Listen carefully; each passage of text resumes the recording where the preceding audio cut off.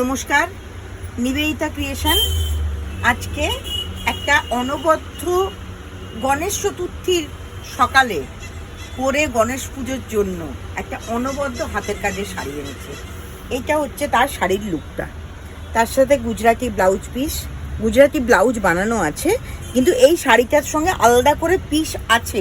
এটা আমি জাস্ট ম্যাচিংয়ের জন্য দিয়ে রেখেছি। এরপর শাড়িটা আমি তোমাদেরকে একটু খুলে দেখাবো।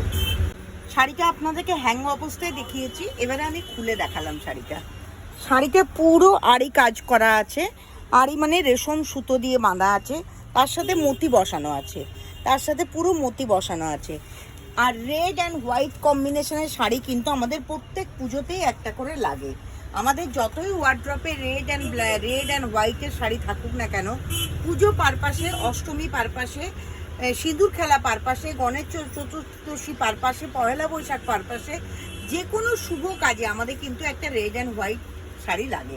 তো এবারে এরকম শাড়ি যদি আমাদের একটা ওয়ার্ড্রপে থাকে, তাহলে একটু চিন্তা করে দেখবেন তো ব্যাপারটা কীরকম হয়। এই শাড়িটা অসাধারণ করেছে। ডিজাইনটা আমার হলেও যে শিল্পী বুনেছে, যে শিল্পী আড়ি কাজটা করেছে, আমি তাকে ধন্যবাদটা বেরিয়ে এসে দেবো। এটা আমি গুজরাটি একটা ব্লাউজ বানানো ছিল বলে আমি দেখিয়ে দিলাম। আসল অরিজিনাল ব্লাউজ পিস এটার আসল অরিজিনাল ব্লাউজ পিস কিন্তু এইটা। সিল্কে তসরে খুব ভালো রেসপন্স পেয়েছি, তাই আজকে কটন নিয়ে চলে এলাম। কটনের শাড়িতে এই জাস্ট হয়ে এসছে। কেমন লাগছে আপনাদের, দেখে কেমন লাগছে অবশ্যই আমাকে জানাবেন।